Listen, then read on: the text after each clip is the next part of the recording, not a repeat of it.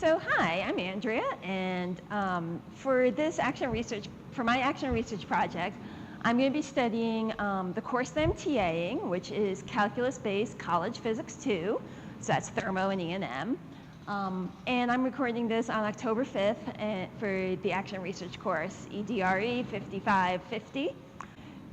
So educational research in general is any sort of systematic study to address questions, and specifically it has to be about education because we're talking about educational research. It's important in these studies to respect your participants. For example, you want to make sure that they're not going to come to any sort of harm, physical harm or emotional harm, and embarrassment counts as emotional harm. You want to respect their privacy as much as possible and their confidentiality. For example, keeping their data anonymous after you've collected it. And of course, another way to make sure that you really are respecting the rights of your participants is you always have to get IRB approval before you do any actual study. So how to do action research? It often starts off with some sort of water cooler question about your own teaching, something that you're wondering why it works a certain way, why students are thinking something. And then you design a way to actually alter your teaching and improve your teaching to address this. And you have to be able to test whether it worked. It's not research if you can't test it. And always get IRB approval before you actually go ahead and do this study. So I took a look at 6 different articles related to my study. Specifically, I'm going to be studying student TA conferences in physics. And so I was able to find 3 articles about student-teacher conferences in English, and then 3 articles that are more action research focused in science in general. So the first one by Arbor is the Student-Teacher Conference. And in this paper, this was a very foundational paper for me. As you can see, it's an older one. But it had a nice model of how to do student-teacher conferences. Specifically, she modeled it after social workers' interviews. And she was applying this in the context of English classes, but she was more describing a best practices of how to do these conferences. And she said that much like with social workers' interviews, a student-teacher conference should have 7 elements: engagement, problem exploration, problem identification, agreement to work on the problem together, task assignment, solution, and termination. So basically, these are very goal-focused conferences that she was talking about. But I thought it had a lot of good information about how to go about conducting one of these conferences. My second paper was called The Red Pen Revisited: Teaching Composition Through Student Conferences in College English by Fassler. And this was a very in-depth case study about replacing the written feedback from a college English class with student conferences instead. And this author was modeling her work after a new colleague who had recently come in and was doing conferences with students. And she saw that some of the benefits of this was that the students got immediate feedback on their work. The students could watch your process as you were reading. And that she felt that these conferences facilitate a more personal, a more real teacher-student interaction. A lot of what she saw in these English conferences, I think, is also applicable to tutoring students in physics. For example, I think it's important for the students to be able to see how you solve a problem. So the process that you go through in your own head while you're teaching, or while you're solving physics problems. My third article, the last one related to English, by Goldstein and Conrad, was about student input and negotiation of meaning in ESL writing conferences. And in their paper, they were talking about what's known as discourse analysis. That is, studying the actual words that people said, how they framed things, how they were discussing things. And they had 3 students who were college ESL students, English as a second language, and there were conferences between these students and teachers. And one thing that they noticed over and over again was that in a lot of these conferences, they had what was called negotiation of meaning and negotiation of revisions. Negotiation of meaning was when they discussed what terms meant, so the definitions of terms. And negotiation of revisions are when the teacher and the student discussed what the student needs to do in the future in order to make their work better. And they found that these were very key to student improvement. In cases where the teacher just told the student what to do, the next revision was not substantially different. But in cases where the teacher and the student discussed together what the student should do, then they did have an improvement. Again, this seems like a great approach towards conferences with students in physics also, that if I discuss with them how they did on their last test, ask them what they think they can do to improve next time. Now we get into the 3 papers I had, which were more related to actual science and physics. In this first paper by Cavacci et al., called Playing with Light, they studied an inquiry-based science teacher workshop.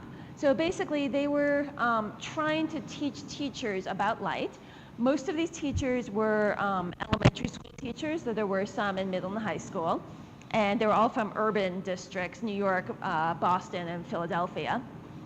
And they had these workshops with these teachers about light and shadows. And throughout this paper, they had a theme of transitions.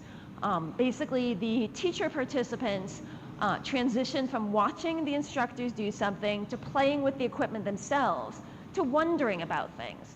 So as they played with it, they came up with their own questions. And then they started experimenting and trying things themselves. And some of them actually moved on to a larger physics viewpoint so that they were able to put these ideas about light into a bigger context. Some of the participants, but not all, transitioned from wanting people to tell them the answers to realizing, oh wait, I have to figure out the answers on my own. And this paper had a lot of discussion about how to try to promote these transitions. In a short video, I can't get into all the details, so if you're interested in how to help your students or how to help workshop participants move along through these different ideas, then I suggest you go read this paper. My 5th paper by Nyof Young is called The Political is Personal, Reflections on Facilitating Action Research in Gender Issues in Science Education. That's a mouthful. What she was studying was she had a discussion group of teachers who were participating in action research projects themselves. And the actual study presented in this paper was more of a discussion group doing reflective practice. They were specifically trying to focus on gender issues and how to help, for example, how to help girl students learn more, one thing that they discussed a lot in this group was how men and women interacted in their schools, things like that. The author came to the conclusion that it's actually very difficult for teachers to address their own viewpoints and assumptions when they go into the classroom. A lot of the people she tried to recruit for this discussion group weren't even aware of their own biases and felt that gender issues had no place in a science classroom. And she also said that it's very difficult for action researchers to address their own biases as well. When she was leading this discussion group, she had all sorts of assumptions and biases which made it difficult for her to facilitate this group neutrally. And the very last article by Nystrom, Exclusion and Inclusive Action Research Project, drawing on student perspectives of school science to identify discourses of exclusion, another mouthful of a title. This project started as an action research project to try to improve girls' representation in STEM classes in Sweden. So it sounds like they have similar issues in Sweden to what we have here in the USA, where there's fewer girls in STEM classes in high school. That was the original goal of this project. The actual majority of the paper ended up being discourse studies, again, studying how people talk about things. In this case, they had small focus groups of students who were taking a natural science focused set of courses in high school in Sweden. And the article actually did a very good job of putting this into context, discussing the Swedish school system, naming conventions. So they were using pseudonyms for the students, and they explained which of these pseudonyms were male names, which were female names, and also which were Swedish names as opposed to names more likely to be immigrants. And they also discussed the social gender roles in Sweden. In conclusion, the main idea that I took out of this paper was that if you're trying to solve problems of exclusion, such as the fact that there are fewer girls in STEM classes in Sweden, you can't actually solve this problem unless you understand the whole existing power structure. And they had lots of cases, lots of interview quotes where even the girls were saying things such as, oh, boys understand science a lot better than girls.